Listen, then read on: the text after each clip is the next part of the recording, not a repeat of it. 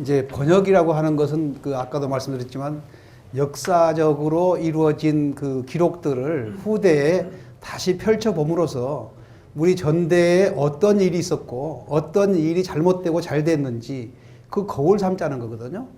거울 삼자는 겁니다. 그 역사를 안다는 건데 그 역사를 아는 것에 대한 것을 제가 좀 하나 예를 들어서 미리 좀 하나 얘기를 하고 진행을 하겠습니다. 정관지치라고 해서 당나라 당태종이 아주 훌륭한 치세가 있었는데 그 치세에 아주 위징이라고 하는 훌륭한 신하가 있었지 않습니까? 아주 정직하게 직관을 하는 신하가 있었는데 그 위징이 죽었습니다. 죽었을 때 당태종이 한 말이 있습니다. 신하들한테. 이동위경이면 구리를 가지고 거울을 만들면 가히 정의관이요. 내 의관을 거울을 통해서 바로 잡을 수가 있고 이고위경이면 옛날 고사를 옛날 일을 가지고서 거울을 삼으면 가히 지 흥체요. 나라의 흥망성쇠에 대해서 알 수가 있고 어땠을 때 나라가 흥하고 어땠을 때 나라가 망했는지를 알 수가 있다는 역사로 가지고 그 다음에 이인위경이면 사람을 가지고 거울을 삼으면 가히 지 득실이라 뭘 잘했는지 잘못했는지를 알 수가 있다. 나는 평소에 이 세 개의 거울을 가지고 확보해서 항상 허물이 없는 것을 도모해 왔는데 이제 그 중에 거울 하나를 잃었다. 위징이 죽었으니. 이 위징이라는 사람이 대단한 사람입니다. 그 당태종이 자기 부인이 죽었어. 소후가 죽어서 소능이라고 능을 성밖에 능을 만들었는데 궁밖에다가 굉장히 자기 부인을 사랑했던 사람이에요. 그래서 궁궐 밖을 나갈 수가 없으니까 궁궐 안에다가 이렇게 대를 쌓고 매일 거기 가서 자기 아내의 그 소능을 바라보는 겁니다. 하루는 위증이 같이 따라 올라갔어요. 위증 보러 저기 안 보이냐고. 그러니까 저 안 보입니다. 위증이 그랬어요. 저기 가까이도 저기 안 보이냐. 소능 말씀이신가요? 소능은 전직 받습니다. 저는 헌능을 본 줄 알았습니다. 헌능은 위증의 어머니 능이에요. 그 말을 듣고 당태종이 눈물을 흘리고 내려와서 대를 헐어버렸어요. 자기 어머니 능은 안 쳐다보고 자기 아내 능만 가서 매려봤더니 소능은 전직 받습니다. 헌능을 보신 줄 알았습니다. 이 말 한마디에 당태종이 자기 잘못을 뉘우치고 그 대를 헐어버리는 사람이에요. 그러니까 그 군주의 그 신하죠. 이게 역사적으로 그러면서 이제 위증이 죽었는데 그 당태종이 그 위증의 집에 가서 혹시라도 뭔가 남긴 거 없는가 찾아보라. 갔어요. 갔는데 표를 임금에게 올리는 표를 짓다가 초안을 잡아놓고 죽었어요. 하나를 발견했어요. 그 초서로 써놔서 다 읽을지 못했는데 앞에 몇 줄만 알 수 있었다. 내용이 뭐냐? 조정에서 당신의 신하들을 인정으로 볼 때 미운 놈도 있고 사랑스러운 놈도 있을 것이다. 미운 놈을 볼 때 믿게만 보지 말고 그 사람의 장점도 봐야 되고 사랑한 사람도 좋아하는 사람도 그 사람 좋아하는 것 중에서도 잘못한 거 미운 것도 있다. 선한 사람을 등용하면 나라가 흥하고 악한 사람을 등용하면 나라가 망한 것이요. 앞으로 이 점을 주의하시오. 그 몇 줄만 볼 수 있게 써. 다른 데는 초서로 갈겨놓고. 그래서 당태종이 그걸 갖고 와갖고 신하들한테 홀에다 그걸 써가지고 내가 이런 잘못이 있을까 봐서 위증이 벌써 써놓은 거다. 그러니까 당시 경들은 이 내용을 홀에다 적어놓고 내가 그걸 잘못할 때마다 간을 해 주시오. 이렇게 했던 군주와 신하의 관계가 있는데 이게 역사의 중요성이거든요. 역사라는 거 지난 일을. 우리가 그래서 그 번역을 한다는 것 자체가 그냥 보고 대충 즐기자는 게 아니고 그 번역을 그 기록을 통해서 우리가 새롭게 해석을 하고 받아들일 건 받아들이고 재창작해서 우리가 앞으로의 미래를 개척하는 자료로 활용할 때 그게 가치가 있는 것이죠. 그래서 아무 거라도 번역하지 않죠. 고전을 고전. 고전이란 말은 법전자라는 건 그만큼 후대에 개감이 될 수 있는 내용. 오래된 것이 고전이 아니잖아요. 그냥 고서지 그냥. 그래서 이제 번역을 하면서 보면은 우리나라의 번역은 이제 아까도 말했지만 중국은 주변 국가와 그 소통을 하기 위해서 그 역관을 두고 한 기록이 있지만은 우리나라는 우리나라 조상들이 써놓은 그림에도 불구하고 우리가 읽을 수 없다는 거예요. 한글이 창제된 이후에도 중요한 역사 기록은 다 한문으로 기록되어 있고 중요한 지식인들의 시이며 그런 분들이 생각했던 감성이며 철학이며 모든 기록이 다 한문으로 기록되어 있어요. 지식인들의 기록이. 한글이 창제된 이후에도.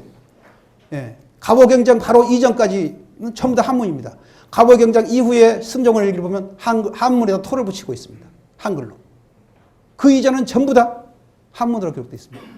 우리는 이민족의 어떤 기술이라든가 이민족의 철학을 받아들이기 위해서가 아니라 우리 조상들이 써놓은 그러한 지식과 철학과 그런 그 경륜을 우리가 모르기 때문에 우리가 그것을 우리 조상들을 알기 위해서 하는 거예요. 그러니까 외국 거를 받아들이기 위해서 한 것보다는 더 처절하고 더 시급하고 어려운 거죠. 그래서 저는 번역하는 사람들한테 얘기할 때 항상 저부터도 그렇게 하지만 저희들 학생들 가르칠 때도 그럽니다. 이걸 한문으로 보지 말고 우리말로 봐라. 한문으로 보지 마라. 이런 얘기가 있습니다. 그 죄인을 신문할 때 이제 죄인을 국문이라고 하죠. 군주가 국문할 때 죄인을 잡아다 놓고 이제 사형죄에 해당돼서 사람 국문을 하는데 형벌을 가하고 그러지 않습니까? 근데 그때도 그럴 때도 그 사관들이 반드시 모든 그 대화를 기록을 하죠. 기록을 하는데 이런 일화가 있습니다. 숙종 때죠.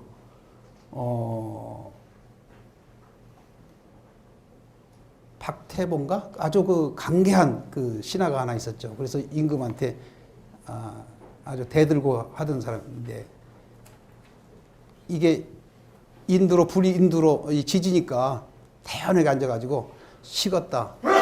좀 다시 대표와라. 이럴 정도로. 그래서 임금이 저놈이 옛날에 저 종묘에 제사 지낼 때 복로 그 향불을 피우는 화로 있지 않습니까? 거기에 이제 향불을 피우게 수술풀을 담아갖고 들고 가는 게 복로인데 굉장히 뜨거울 거 아닙니까? 뜨거우니까 다른 사람들은 막 이렇게 수건을 대고 싸갖고 들고 가는데 이 사람은 이 귀중하고 신성스러운 걸 그걸 쌀 수가 있냐? 맨손으로 들고 갔다는 거예요. 그때 임금이 그걸 보고 저놈이 복로할 때 맨손으로 들고 갈 때부터 저놈이 독종이 줄래가 알았다. 네. 그런 이제 기록이 있는데 임금이 화가 나니까 저놈을 꽁꽁 묶고 짱돌로 쳐라 그랬단 말이에요.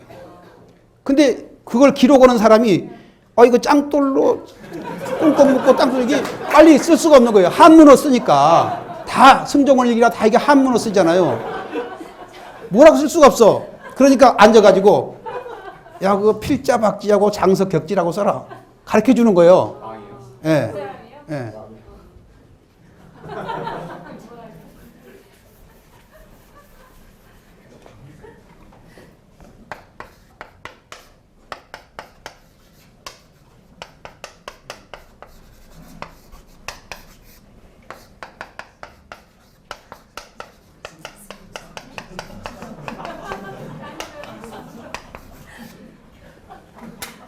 이렇게 쓰라고 했어요. 필자 박지하고 장수 격지라고 쓰면 되지 않냐? 이 필자 박 이걸 번역할 때, 이걸 번역하는데 반드 필자 모양으로 묶고 이렇게 번역할 수가 있잖아요. 그죠? 그대로 보면 또 안 그러면 필자로 묶고 이럴 수도 있을 거고. 그러나 읽는 사람은 무슨 말인지 모르죠. 그렇게 번역해 놓으면. 그래서 필자 모양으로 묶고 그러면 여기 주석을 달아줘야 돼요. 필자 모양이 어떤 것인지. 장석격지라는 건 긴 돌로 때려라 이렇게 쓰겠죠. 긴 짱자니까. 그렇지만 임금이 말 때는 짱돌로 쳐라 그랬단 말이에요. 우리 말이 되게 번역하면 이게 정상적인데 그 장소에 없었으면 이것만 보고 판단해야 돼요. 필자 박지라는 건 무슨 얘기냐. 꽁꽁 묶고란 말을 왜 필자라고 썼냐. 반대 필자를 초소로 쓰면요. 이겁니다. 이렇게 세로로 하고 나서 이렇게 했습니다. 그러니까 이리저리 꽁꽁 묶어라 이게. 이것을 번역한 사람은 사실은 굉장히 많은 상상력을 동원해서 반드 필자로 묶고 그래도 주석을 달으면 반드 필자는 초소 쓸 때 세로로 쓰고 가로로 쓰고 해서 꽁꽁 묶으라는 뜻이다. 주석을 달아줘야 되고 그것보다도 더 친절하게 쉽게 하려면 꽁꽁 묶고 짱돌로 쳐라가 정답이에요. 이게 번역의 특성인 겁니다, 이게. 정말 우리 조상들이 쏘는 글을 볼 때 우리 조상들은 우리 조상들이 생각한 우리 말로 쓸 것을 한문으로 1차 번역해서 쏘는 거예요. 번역해서. 그것을 다시 우리 말로 환원시키면 우리 말이 돼야 되는 거예요. 예. 그런데 한문을 해석한 사람들은 꼭 한문식으로 문장을 만드는 특성이 있어요. 예. 한문식으로. 왜 우리 같은 사람은 국어에 익숙하지 않은 한문 세대는 국어에 익숙하지 않으니까 한문 투식으로 나온다고 하더라도 요즘에 다 고급 지식을 가진 국어 교육을 제대로 받은 사람, 유치원서부터 대학원까지 배운 사람들도 한문만 공부해가지고 한문을 번역하라고 하면 한문식 문장을 만들어놔요. 그게 가장 문제예요. 그래서 우리 교육원에서는 한문을 볼 때 우리말로 봐라. 우리말로 봐라. 한문 특성상 들어가는 글자는 그 한문 문장일 때 필요한 거고 우리말에서는 그건 우리말이 돼야 된다. 예를 들어 또역자 있잖아. 또역자. 이제 부사 처리도 보면은 우리말이 언어식으로 지금도 우리말 속에는 언어식 말이 많이 들어 있습니다. 주술 구조가 바뀌어서. 말이 참 잘 간다. 잘 달린다. 참 잘 달리는 말이다. 이래야 되는데 달리기를 참 잘한다. 이런 식의 문장. 그래, 예를 들어서 또역자 같은 게 나오면 예를 들어서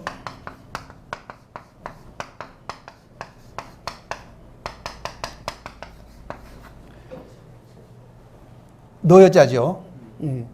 우리나라 사람 여기 이제 한번 토를 붙이냐면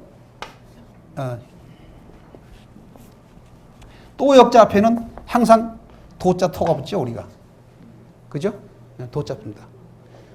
여도, 역, 연호와 토를 붙인다면 이 도자는 또역자가 뒤에 나오기 때문에 붙은 거거든요. 그러면 너도 그러하냐? 이 도는 역자를 가름했거든요. 근데 한문식어는 너도 또 한 번 해야 마음이 시원해요. 예. 실질적으로 너도 그러하냐? 그러면 되는 건데 너도 또한을 꼭 넣어야 시원하는 습관이 돼 있어요. 한문, 우리말로 한 번 하고 또 한문식으로 또 한 번 해요. 처갓집이나 역전 앞이나 똑같은 말. 번역에서 간결성. 한문은 한문대로에 써있지만 그 우리말에서는 필요 없는 문장, 글자 있거든요, 분명히. 그것을 다 따라서 해보면 우리 문장이 안 돼요, 우리말에서. 그래서 이런 우리 조상들이 쏘는 문장은 어디까지나 우리말을 한문으로 바꿔놓았다는 생각. 그걸 다시 우리말로 바꾸면 꽁꽁 묶고 짱돌로 쳐라가 정답이다. 하여튼 아까도 말씀하시지만 이 중국에서는 우리나라에 관한 기록이 물론 사기에도 조선전이 있습니다만 그건 제대로 된 조선전이 아니고 이제 중국에서 기록을 보면은 우리 위지동의전이라고 그러잖아요. 위지동의전이라고 그러잖아요. 위지. 그래서 그 위지라는 거는 이게 지라는 게 역사책의 한 장르를 말하는 거거든요. 장르를 말하는 거고 그래서 이것은 삼국지의 이제 삼국지의 한 이제 이 위가 여기 삼국이 위지가 있고 뭐 딴 것들 있지 않습니까? 위나라 촉지가 있고 뭐 이렇게 오지가 있고 이러니까 거기에 동의전이 나오죠. 동의전이 나오는데 이게 이제 동의전이라고 해도 전이라는 건 열전에 들어가 있는 거란 말이죠. 그러니까 이게 무슨 얘기냐 하면은 중원이 이제 여기 이렇게 황하 중심으로 해서 옛날엔 중원이 여기 하남 뭐 이쪽 지역으로 중원이라고 그랬지만은 이게 총나라하고 위나라하고 이쪽 오나라가 삼국으로 분열되니까 비로소 이 변방에 대한 관심들이 생겨요. 그러기 때문에 이 위지동의전이라는 걸 보면 지금 아까 번역 문제도 있지만은 한국에 대한 어떤 면에서 인류학적인 탐사 보고서입니다. 중국 사람들의 입장에서 본다면.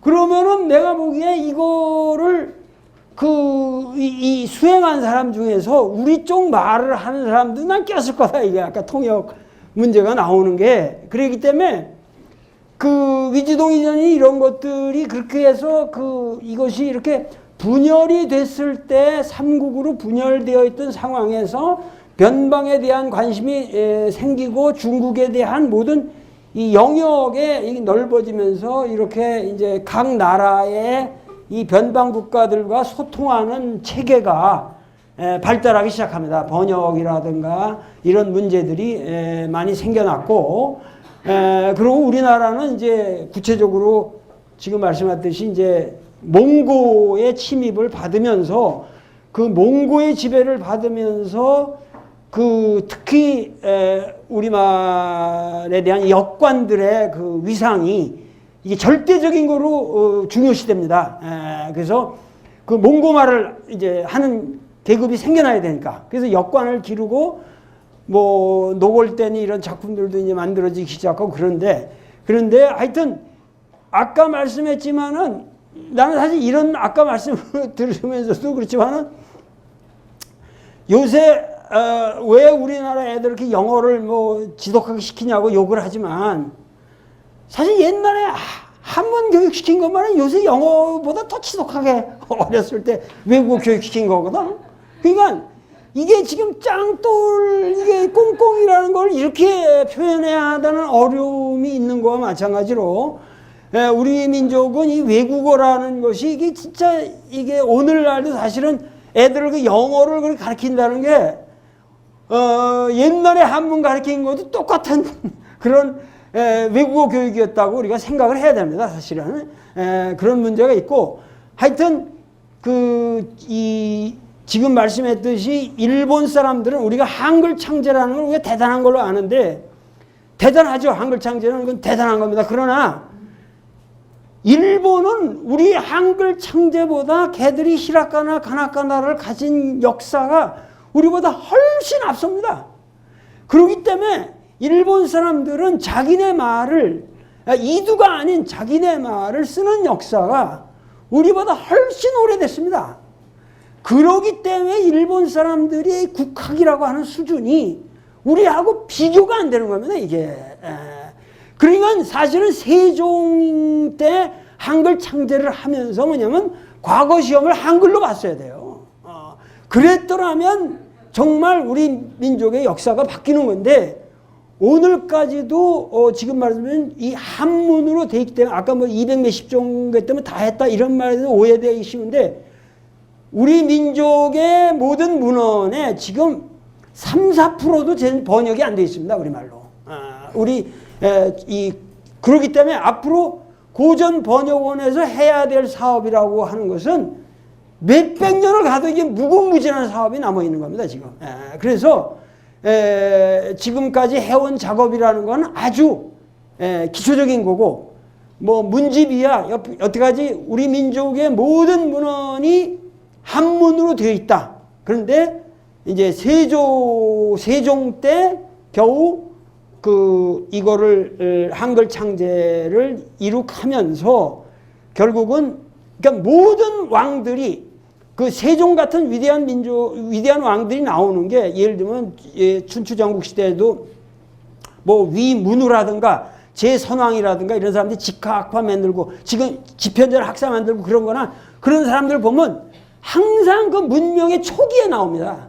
그 문명의 초기에 구세력을 깨부수기 위해서 어떤 새 세력과의 과거 그 보수 세력이 아닌 그러니까 지금 조선 왕조로 본다면 고려의 이 세력이 아닌 새로운 세력들과 어떤 소통 채널을 만들기 위한 가장 본질적인 작업이 한글 창제였다는 거죠. 그렇게 해서 새로운 세력을 어떻게 길러내냐 하는 것을 그 어떤 소통의 채널로 한글 창제가 이루어졌고 이것은 결국 조선 민중이 결국 세종이 위대한 면도 있겠지만 세종한테 결국은 우리 민중이 따낸 거죠. 그거를 우리가 따낸 건데 결국은 그거를 아직도 억누르는 세력에 의해서 그 몇백 년이 간 겁니다.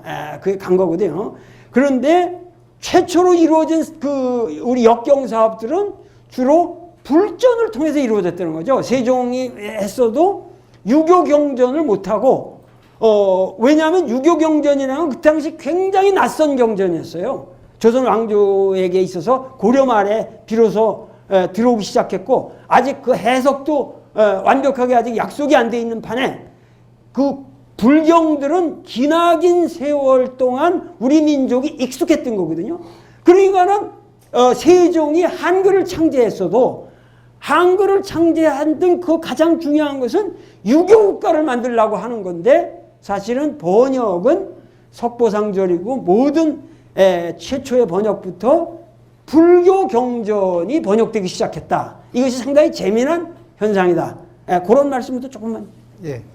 그 아까 그 266종 908책이라고 하는 그 숫자를 기억하게 된 것도 제가 그 이제 국영연수원에서 상임연구원 과정을 마치고 번역실로 가보니까 우리나라의 번역서에 대한 것을 조사를 해놓은 초기에 1977년도에 고전 국역사업 촉진 계획이라고 하는 계획서를 만들어 놨는데 그 계획서에 보면은 266종 908책 이게 어떻게 나왔냐면 그 당시 학자들이 모여가지고 투표하다시피 무슨 책을 먼저 해야 되냐 그렇게 해서 266종을 선정해 놓고 그 책 수를 대충 그때만 해도 우리 도서관에 자료들이 다 정리가 안 돼 있기 때문에 무슨 책이 있는지 무슨 책이 소중한지가 정리가 자료가 없기 때문에 그 당시 학자들 나름대로 알고 있는 대로 써내서 최한기에 인정이 좋다고 써야 된다고 하는 학자는 그걸 써내고 자기 아는 대로 모여서 써내가지고 그걸 투표해서 만들어낸 겁니다. 그게. 그런데 908책은 왜 어떻게 나왔냐? 대충 분량 따져가지고 다 번역한 게 아니고 한 종에 한두 책씩 선정해서 서적. 우리 번역하는 그 계획에서는 용어가 완역과 선역이 있습니다. 완역이란 건 뭐냐면 전체를 다 번역하는 거고 선역은 중요한 부분만 뽑아서 번역하는 겁니다. 그때 당시에 나온 율곡집이라든가 토해계선행집도 3책으로 나왔습니다. 서해집도 2책밖에 안 나왔습니다. 필요한 것만 뽑아서. 근데 그 선역이라고 하는 선정한 사람의 안목에 따라서 기호에 따라서 달라지는 거죠. 어떤 사람은 A라고 한 것이 굉장히 중요하다 뽑았는데 어떤 사람은 B라고 한 게 더 중요한 사람. 그래서 이게 나중에 연구 자료를 갖다가 연구자들이 해보니까 자료적인 가치가 떨어지는 거예요. 그때 그 선정한 사람이 안목에 따라서 뽑았으니까. 그게 초기에는 왜 그러면 그렇게 했냐? 이건 국가의 경제하고 밀접한 관계가 있습니다. 나라에서 돈은 지원한 돈이 작은데 한 사람 것만 몇 년씩 할 수 없잖아요. 그러니까 필요한 것만 우선 조금 하자. 그러다 보니까 선역을 하기 시작한 것입니다. 민추가 민족문화추진회라고 하는 이름이 생긴 것도 사실은 학계와 예술계에서 65년도에 50명의 우리나라의 지성인들이 모여가지고 학계예술계에 이름만 되면 다 알 수 있는 이병도 박사라든가 박종화 이런 분들이 다 모여가지고 우리나라가 그때 이제 60년대 65년도니까 60년대 중반인데 그때도 그래도 어느 정도 좀 경제가 좀 이제 나아졌다고 생각했을 때입니다. 그러니까 우리 국민들의 그 민족문화에 대한 의식을 고취시켜야 된다. 그래서 민족문화추진위원회입니다. 처음에는. 나중에 민족문화추진위원회를 빼도 사람들이 그냥 무의식적으로 얘기하면 민족문화위원회라고 지금도 써놓은 사람들이 있는데 초기에는 위원회입니다. 위원들이 모여서 계몽 강연도 하고 계몽 활동하라 민족문화에 대해서. 그러고 나서 한참 하다 보니까 이게 아니다. 뭔가 자료를 정리해야 되겠구나. 그래서 번역 사업을 하는 것으로 사업을 시작한 것이 이제 그리고 이름을 민족문화추진회 위원을 빼고 그래서 번역 사업을 시작하면서 제일 먼저 나온 게 68년도에 나온 게 연려실 기술입니다. 이익이 있습니다. 그게 야사입니다. 야사. 일반 대중들이 좀 재미있게 읽을 수도 있고 왕대별로 정리되어 있는 야사가 있기 때문에 있어요. 그래서 그걸 제일 먼저 번역한 겁니다. 그게. 그렇게 시작한 게 번역 사업인데 번역 사업을 하다 보니까 이 노인들이 한 분, 두 분 돌아가시기 시작했어요. 원로 스님들이. 그러니까 이거 안 되겠다. 이거 앞으로 일은 엄청나게 많은데 안 되겠다. 그래서 후계자 양성을 하기 위해서 1970딱 10년 만에 4년에 국영연수원이라고 교육기관을 설립합니다. 부설기관으로. 그때만 해도 박정희 대통령이 매년 연두 순시할 때 그 해에 나온 번역서를 앞에다 놓고 브리핑을 받을 때였습니다. 관심을 굉장히 가졌죠. 나라의 원로들이 그 주장하니까. 그래서 1977년도에 그러다가 점점 예산이 자꾸 줄어들어서 마지막에 5권까지 줄어들은. 그러니까 사람들이 거기에 전념해서 번역을 할 수가 없는 거예요. 직장으로, 직업으로서 할 수 있는 게 아닙니다. 이게. 부업으로. 그래서 1977년도에 이러면 안 되겠다. 촉진 계획을 세운 겁니다. 매년 40책씩 번역하는 것을 하면서 그 우리나라의 고전들을 그 당시에 알 수 있는 수준에 있는 분들을 모아가지고 만든 게 266종 908책으로 한정해 놨습니다. 우선 이걸 1차적으로 한다. 그 제가 84년도에 국역실에 가니까 그 77년도에 한 계획서가 그대로 족보로 남아있는 거예요. 뭐든지 하면 예산을 신청하면 항상 그게 따라 올라가는 거예요. 관리들은 바뀌잖아요. 작년에 있던 관리가 바뀌면 새로운 관리한테 또 설명해야 돼요. 대통령이 사인한 거다 이건.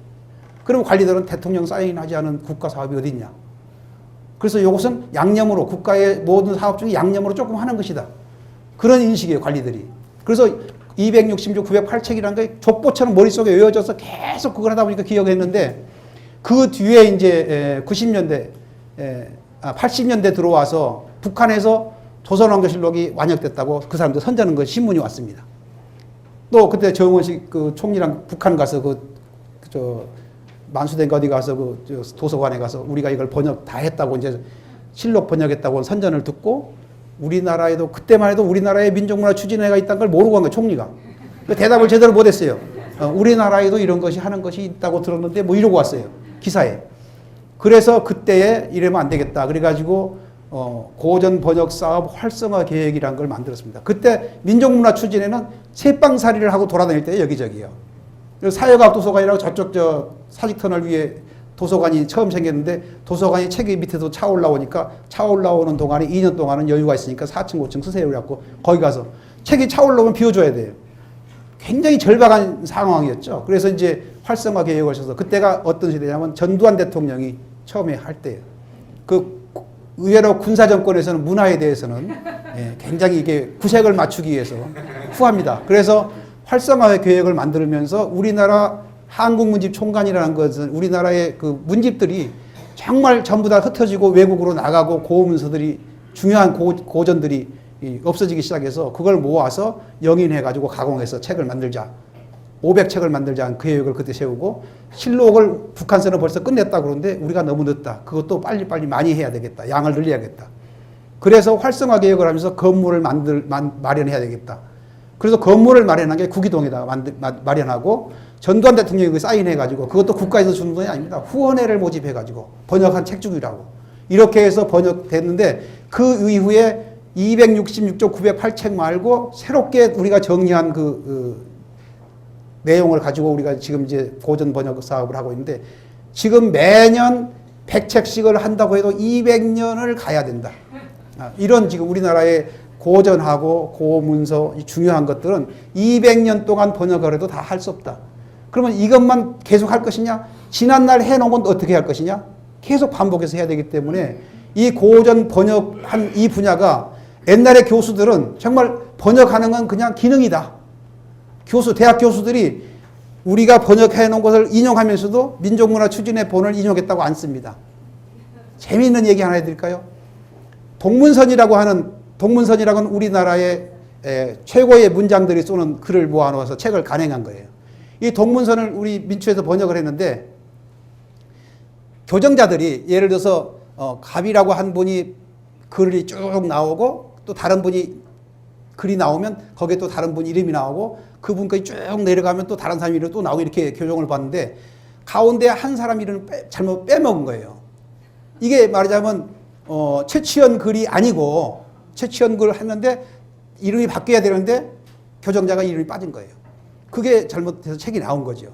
근데 연구자가 다 최치현 글인 줄 알고 최치현 논문을 쓰면서 남의 글인데 그것을 전부 다 최치원글로 인용을 해서 논문을 썼어요. 그러니까 그것을 반박하는 논문이 또 나왔어요. 이 사람은 최치원글도 아니고 이인노글인데 최치원글로 해가지고 논문을 썼다. 나중에 알고 보니까 처음 논문 쓴 사람이 민족문화 추진의 본을 보고 쓴 거예요. 민족문화 추진의 본을 썼다고 밑에다 아무것도 안 밝혔기 때문에 민족문화 추진에 책임이 없었어요. 예를 들어서 민족문화 추진의 본을 보고 썼다고 썼으면 민족문화 추진회가 책임을 져야죠. 그래서 그런 논문을 갖다 보고 그때 다 보니까 우리가 잘못했다. 그래서 책을 그때 다시 냈어요. 재판했습니다. 그때만 해도 학자들이 대학교에서 민추라고 하는 건 그냥 기능인이고 그게 무슨 학문이냐 그랬어요. 근데 요즘에는 바뀌었습니다.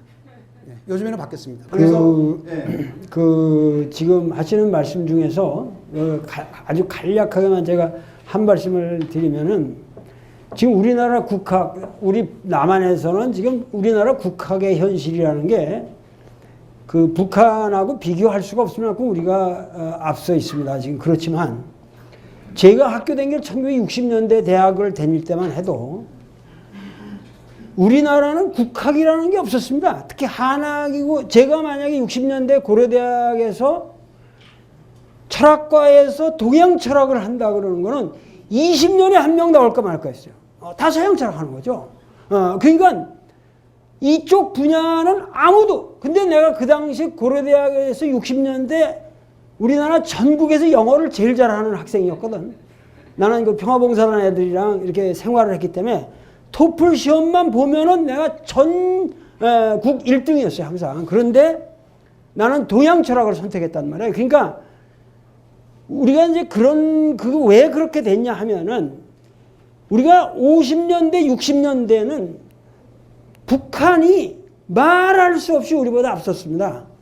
이 국학 분야에 있어서. 그리고 북한은 처음부터 주체 사상이기 때문에 오로지 우리 거를 존중하고 우리 학문을 해야 된다. 그래서 걔들은 지금 체계적으로 조선왕조실록 우리 꿈도 안 꿀 때 난 60년대 그 조선왕조실록을 사서 내가 머리맡에 하면 낫지.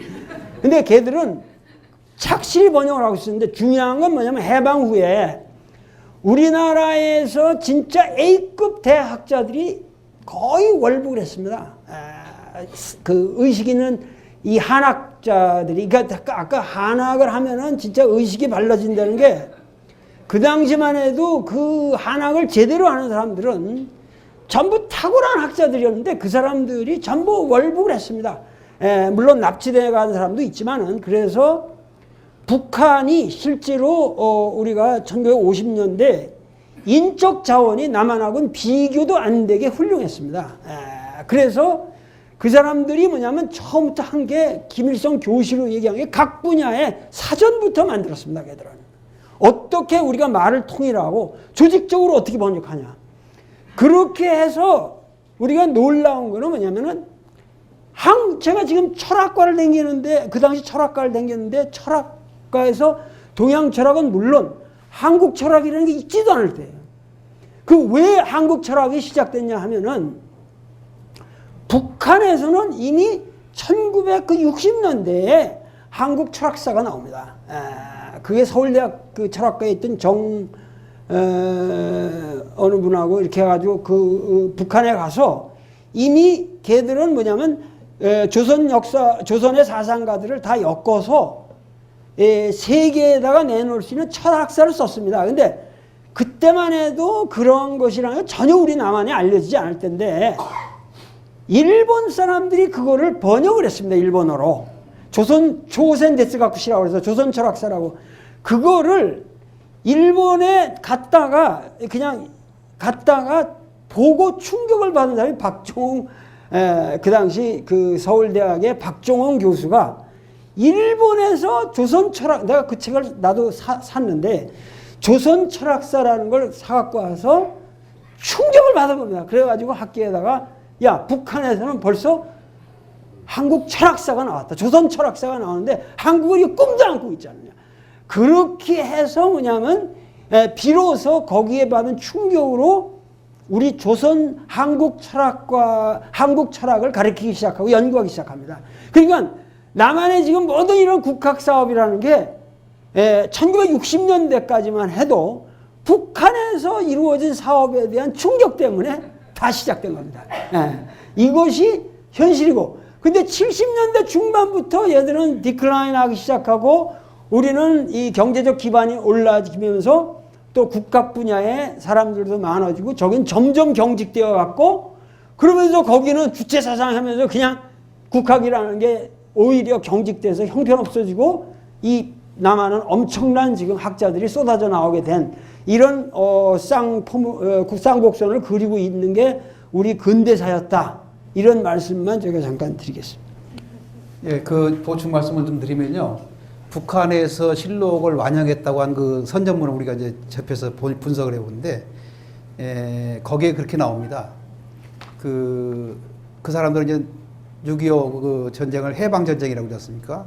해방전쟁 때, 김일성 주석께서 우리 전 세계적으로 없는 기록, 조선왕조실록 한 부를 확보하라고 특명을 했다. 그래서 전쟁 때 그걸 한 부를 확보해서 전쟁이 끝나자마자 번역 사업에 착수했다.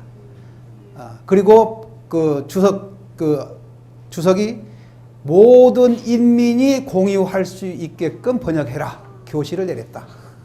그래서 모든 인민이 읽을 수 있도록 번역을 했다.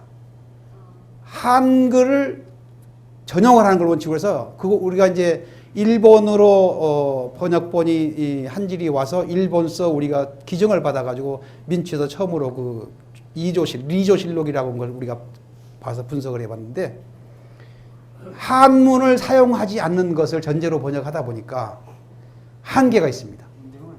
말이 안 돼요. 용어가 예를 들어서 왕래한다 그러면 왕래를 갖다가 예를 들면 왕래 그래 놓고 가로에다가 한자를 넣는 게 아니고 가랑올래 이렇게 써놓습니다. 왕래를. 그러면 한문을 모르는 사람은 가랑올래가 뭔지 아냐고요. 그리고 모든 용어를 자기들 사회적인 그 사회주의 입장에서 하니까 신하들이 임금에게 한 말도 제의하기를. 우리 아를 계자 있지 않습니까? 이 계는 임금에게 하는 계인데, 이 계라고 하는 말도 앞에 뭐가 붙느냐에 따라서 지방관이 임금에게 하는 건 장계, 장계 중에서도 화급하게 말을 달려서 보는 건 치계, 또 승정원에서 앞에 올렸던 것을 또 올리는 건 구계, 새로운 안건을 가지고 오는 건 신계, 직접 앞에 와서 말한 건 네계, 뭐 여러 가지 그 앞에 그 수식어가 붙었을 때마다 그 형식이 달라지는데, 이 사람은 여기 북한에서는 전부 다 제의하기를 해요. 아래기를 하는 게 제외하기. 우리는 아래기를. 그러니까 모든 용어들이 그렇게 풀리면서 우리는 실록을 번역하고 한 왕대 실록이 끝나면 그 왕대 실록에 대해서 색인을 만들었습니다. 왜? 그 방대한 양을 소설처럼 읽을 얘기는 아닙니다. 그게 온 인민이 읽을 내용은 아닙니다. 이건 정치 분야에는 정치학자들은 정치 분야. 예를 들어서 임금이 아픈 병이 났을 때 임금이 무슨 약을 먹었는지 의학 분야에서 연구한 사람은 그거, 이 기상청에 기상을 연구한 사람들은 우리나라에 어디에 날씨가 제일로 어땠고 거기는 꼭 날씨가 나오고, 또 지진이 났다 뭐 이런 이상 기변이 되면 다 기록이 됩니다. 그 기상학자들, 지진학자들 다 거기 보면 나옵니다. 그런데 그걸 일일이 예를 들어서 중종실록 같으면 번역책으로 52책입니다. 색인이 2책입니다. 그런데 그걸 다 읽어서 중종이 병이 낫는 것이 언제 난지 알아서 그걸 찾습니까? 다 읽어보기 전에. 그래서 그걸 색인을 만듭니다. 색인을 만들어서 중종 병 딱 찾아보면 중종이 병 난 것만 쫙 뽑아서 나옵니다. 지진 딱 들어가면은 삼척에서 지진 난 거, 뭐 전라도 목포 지진 난 거 쫙 다 나오면서 몇 페이지 가면 지진 난 거 다 적을 써요. 색인을 우리는 만들었습니다. 연구자용이라는 거죠. 북한에서는 다 풀어놨기 때문에 색인을 못 만듭니다. 전부 다 풀어놨어. 덩어리가 없어서. 용어가 없어요. 통일이 안 돼요. 네. 그리고 용어 자체를 고유 용어를 안 하고 자기들식으로 풀어서 다 있어요. 이게 이제 일반 대중용이라는 사회주의 국가의 특성입니다. 그게. 근데 다만 굉장히 그러다 보니까 말을 굉장히 노력해서 다듬었습니다. 그것은 우리가 사야 됩니다. 우리는 단점이 뭐냐? 한문을 병기해서 가로 안에다가 병기할 수 있는 그런 것을 했는데 그것이 남용되면서 역자도 무슨 말인지 모르겠고 애매하다 그러면 싹 덩어리째 써놓고 가로 속에다 한문 넣어놓는 실제로 그런 번역들이 이루어져 왔습니다. 왜 그러냐? 모르니까. 예를 들어서 제도적으로 실록에는 제도적인 형식이 많은데 퇴대물론이라는 게 예를 들어서 이런 게 나옵니다. 굉장히 이것 때문에도 많이 다퉜는데 어떤 사람이 임금에게 그 차자라는 게 차자. 요 차자라고 하는 것은 그 짧은 메모지 형식으로 짧게 간단하게 올리는 글이 있습니다. 임금에게. 이런 걸 올리면서 뭘 하냐면 이제 자기가 뭐 이러고 해서 제가 관두겠습니다. 누가 자기를 지적해서 탄핵을 하거나 뭐 얘기하면 저는 이러고 해서 자기 변명을 쭉 하고 내가 이렇게 신임을 받지 못했으니 제가 물러나겠습니다. 그러면 임금이 처리하는 말이 두 가지가 있습니다.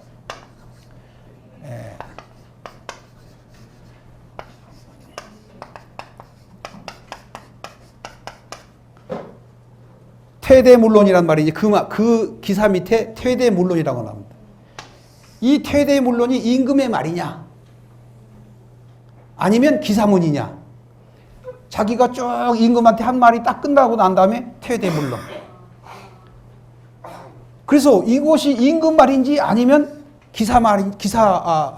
그 결과를 써놓은 건지 몰라가지고 퇴대물론하였다? 물러가 물론을 기다렸다?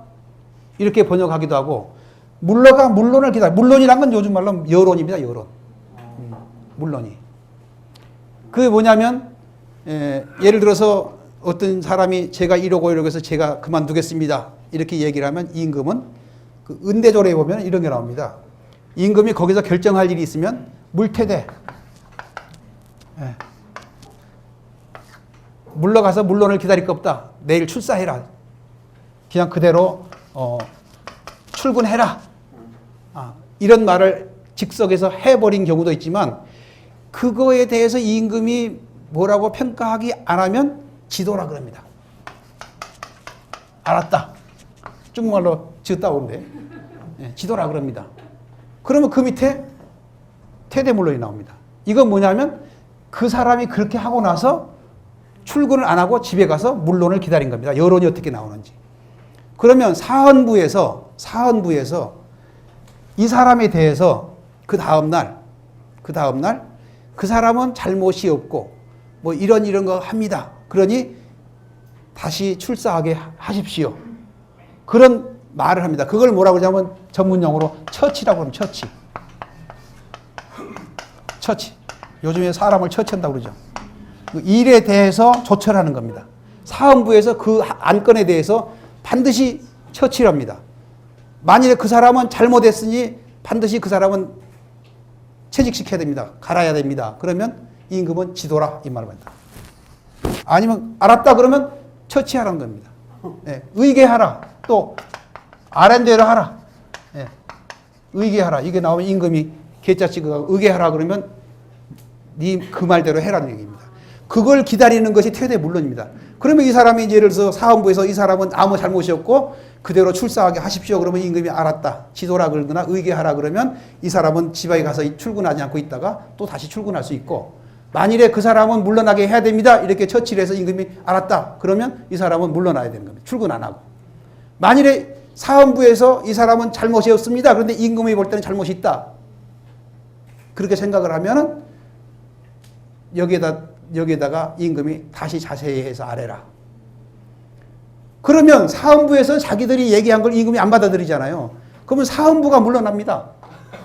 그러면 이제 사관원이 있습니다. 사관원. 사헌부에서 얘기가 안 되면 사관원이 나옵니다. 사관원이 또 사헌부는 잘못이 없습니다. 출사하게 하십시오. 임금이 마음에 안 들어. 그또 뭐라 그래? 그럼 사관원도 안 나와. 그 다음에는 홍문관이 나섭니다. 홍문관이. 이게 사헌부, 사관원, 홍문관이 3사입니다. 3사. 언론기관이. 임금이 당할 수가 없죠, 나중에.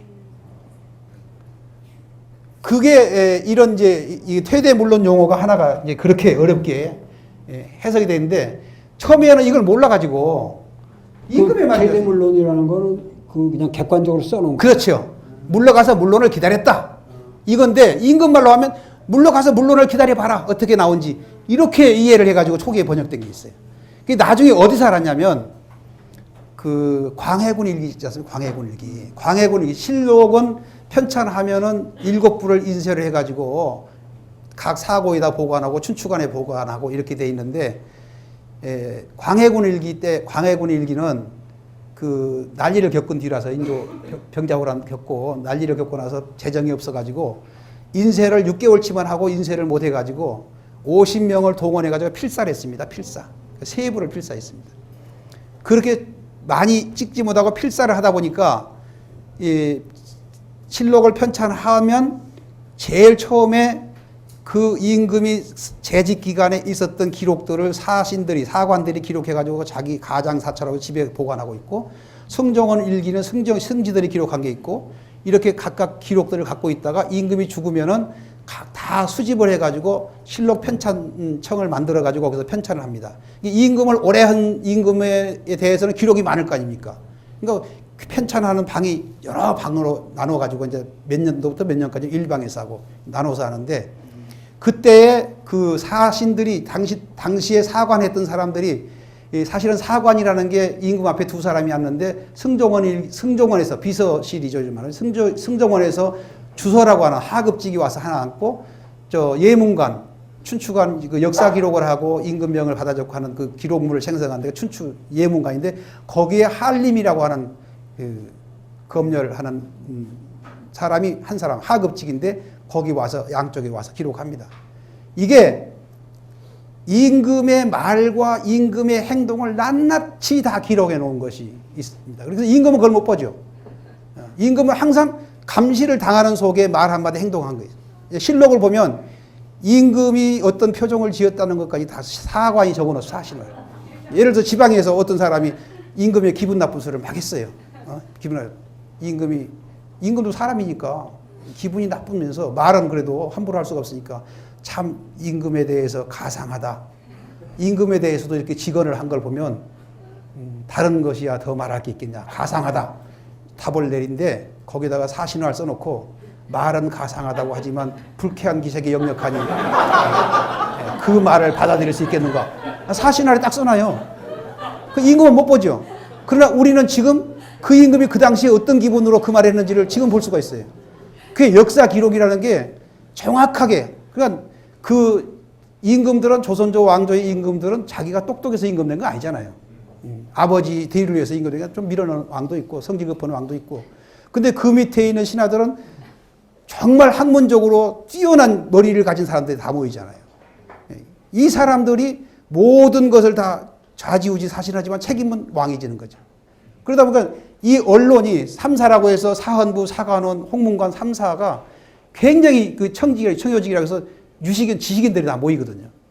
그러니까 임금이 잘못하면 벌떼같이 일어나기 때문에 여기서도 말을 안 듣고 버티면 그 다음에 성균관에 유생들이 나옵니다. 유생들이 공관해요. 거기 공부하던 걸 다 때려치고 나와가지고 골 앞으로 나옵니다. 그럼 임금이 당할 수가 없죠. 근데 실록에 나오는 이것이 아까 광해군 일기를 편찬하다 보니까 광해군 일기를 번역하다 보니까 요 퇴대물론이 작은 글씨로 써져 있어요. 네, 작은 글씨로. 이게 그러니까 기사문이라는 거 확인된 거죠.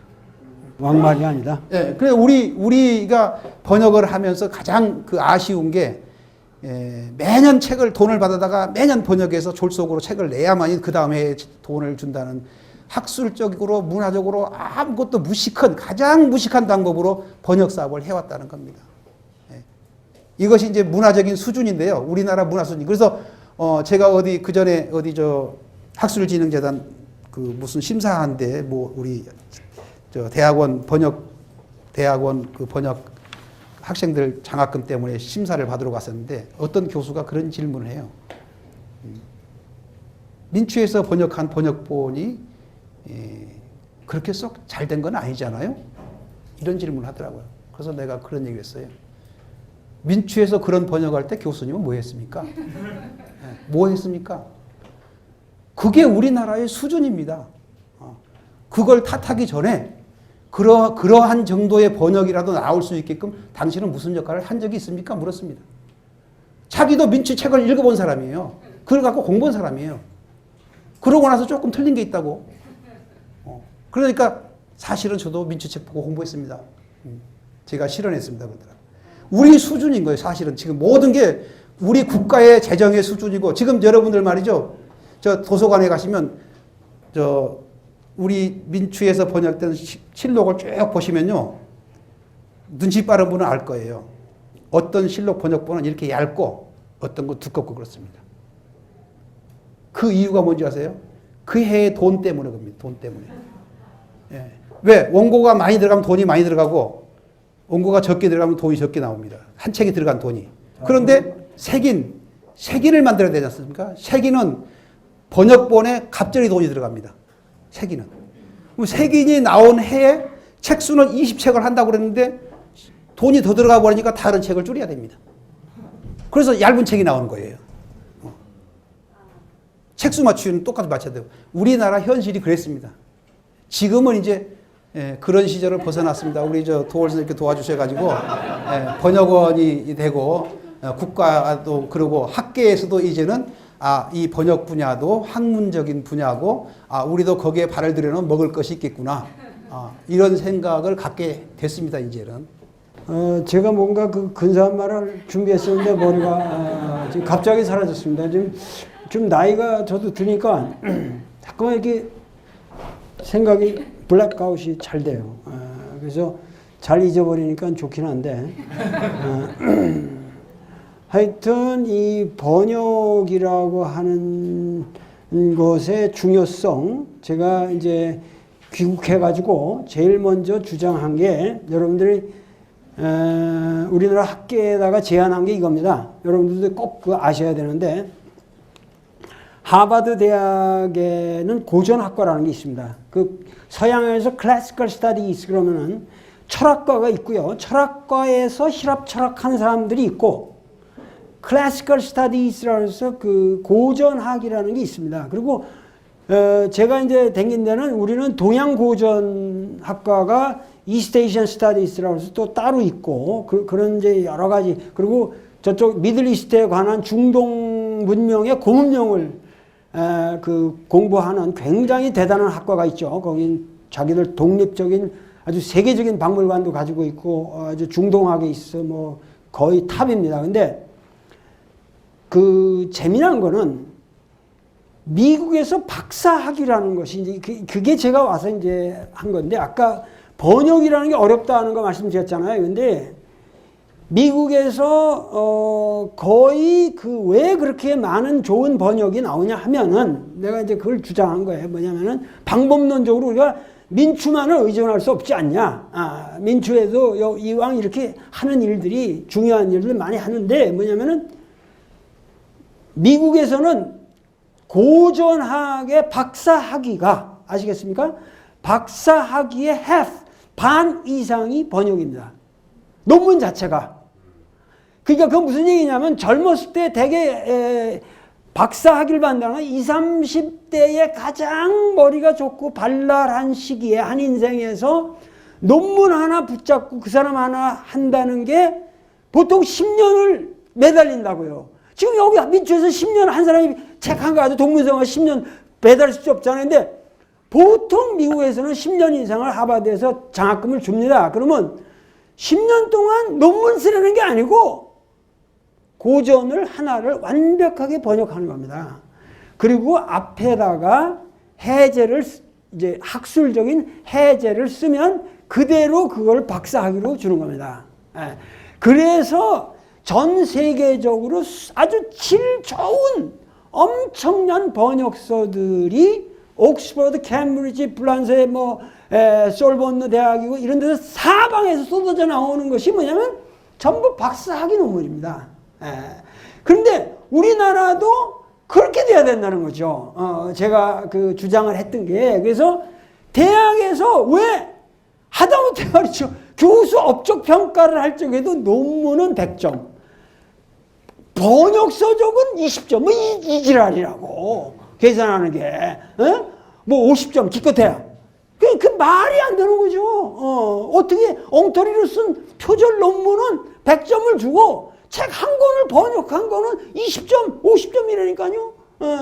그렇게 해서 이게 위선이다. 그래서 전국에 있는 사학과, 국문과, 철학과에서 번역 작품에 대해서 박사학위를 줘라. 이게 제가 외친 겁니다.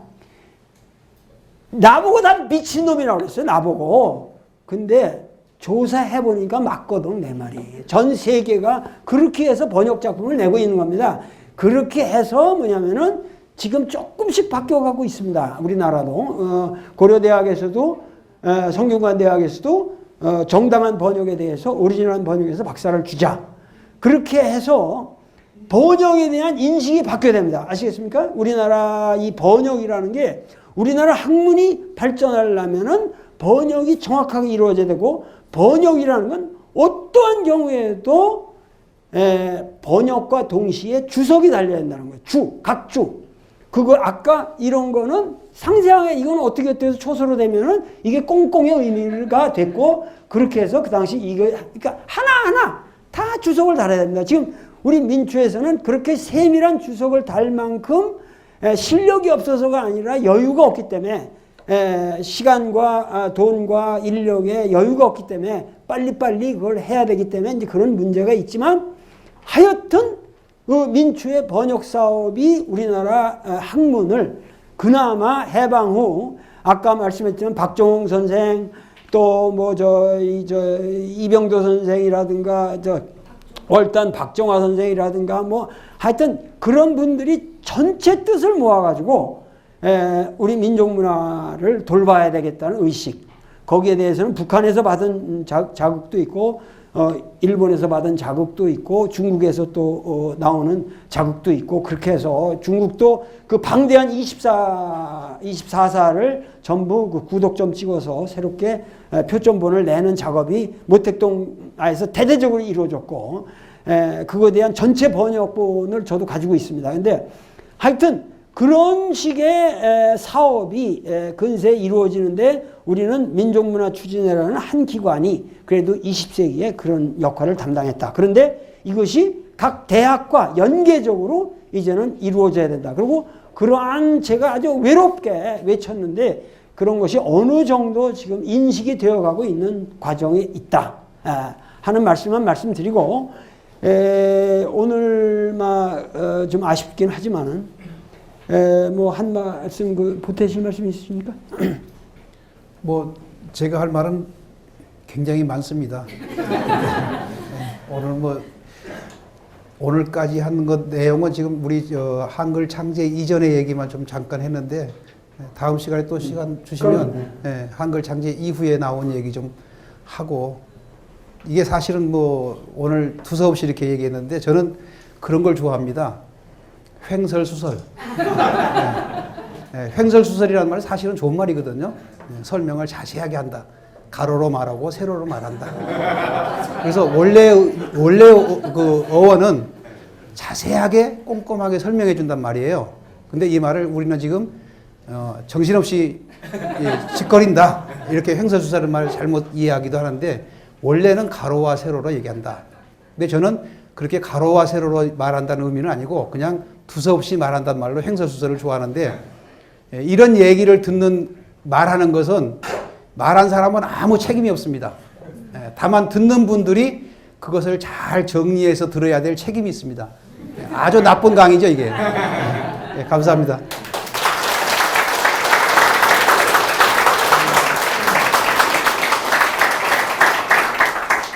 그럼 오늘까지는 그냥 서론으로 하고, 요 다음 시간에 한글이 창제된 후 어떠한 번역 사업이 이루어졌냐. 나는 한글 번역이라는 것도 상당히 문제점이 많다고 생각하는데, 뭐 여러분들 율곡 언해다 이런 거 알고 계시잖아요. 많은 언해들이 이루어졌습니다. 그리고 뭐 삼강행실도라든가 이런 거 재미난 주제들이 있습니다. 삼강행실도가 뭔지, 그리고 그런 번역이 조선 왕조를 통해서 어떻게 이루어졌고 하는 문제를 얘기를 하면서, 특히 또 그리고 각 그 사람들의 그 민초에서 다른 문집들의 내용 중에서 또 재미난 이야기가 있거나 여러 가지 그런 것도 좀 소개해 주시고 그러면서 유익하게 우리 국학에 제가 원하는 거는 그 우리나라에서 예를 들면 제가 지금 맹자를 번역하고 있습니다만 거의 지금 끝나갑니다만은 조선 왕조에서 맹자를 그렇게 많이 읽었지만 맹자를 제대로 이해했냐 이것도 사실은 문제가 많습니다. 왜냐하면 주자 집주 하나에 근거해서 전부 이해하는 거기 때문에 과연 그게 제대로 된 맹자를 이해한 거냐 하는 건데 문제는 조선의 문인들이 삼국유사를 읽은 사람이 몇 사람이 되느냐. 조선 왕조에. 이게 비극입니다. 지금 우리나라 조선 왕조에 그렇게 기라성 같은 학자들이 많았어도 삼국유사 안 읽은 사람이 대부분이었다는 거죠. 예? 그들이 맹자를 읽고 싶으면 좌전을 읽을 생각을 하지 우리 민족의 삼국유사를 읽어야겠다는 의식이 없었다는 거죠. 그렇기 때문에 오늘날까지 우리는 진정한 의미에서 국학이 없습니다. 그래서 우리가 동북공정이 오든 뭐가 오든 항상 빈곤하게 되는 겁니다. 그래서 앞으로는 그래서 우리나라 예를 들면 한국에 세계적으로 내놓을 한국 국어사전이 있냐? 없습니다. 지금 국어사전 없습니다. OED 같은 옥스퍼드 잉글리시 딕셔너리 같은 것에 필적할 만한 OED 같은 걸 여러분 펼치시면 영어 하나 한 단어당 모든 그것이 쓰인 용례가 다 나옵니다. 역사적으로 연독, 책 전부 다 나옵니다. 그게 OED만 해도 12권인데 방대한 겁니다. 그게. 그러니까 우리나라에 국어사전 하나 그런 제대로 된 사전이 있냐? 이게 창피한 얘기예요. 그러기 때문에 일본은 있습니다. 일본은 있어요. 그러니까 우리는 그런 기초적인 작업이 아직 없고 특히 국학 분야가 없다. 그 국학이라는 말에 여러분들이 특별한 의미를 깨달으셔야 됩니다. 학문 중에서도 우리 민족의 역사에 관해서 우리 민족의 문명, 우리 민족이 어떻게 살아왔냐는 것에 대해서 총체적으로 아까도 계속 말씀하시는 게 뭐냐면 조선 왕조의 관직 제도가 정확하게 어떻게 됐냐. 관직표 하나 정확한 우리가 알 수 있는 내 책을 아직 난 못 봤어요. 그러니까 역사라는 게 개판이 되는 거죠. 관직명 하나가 이게 도대체 어느 급이고 어디서 어떻게 된 건지 우리가 알 수가 없으니까요. 그러니까는 앞으로 우리 민족의 역사는 국학 분야에 인재가 쏟아져야 되는데 대한민국의 인재라고 하면 전부가 뭐냐면 지금 경영대학을 가고 무슨 저 법대를 가니. 여러분들도 앞으로 여러분들의 자녀를 위대한 국학의 일꾼으로 키워주십사 하는 것을 당부하면서 오늘 강의를 끝내도록 하겠습니다. 네, 감사합니다.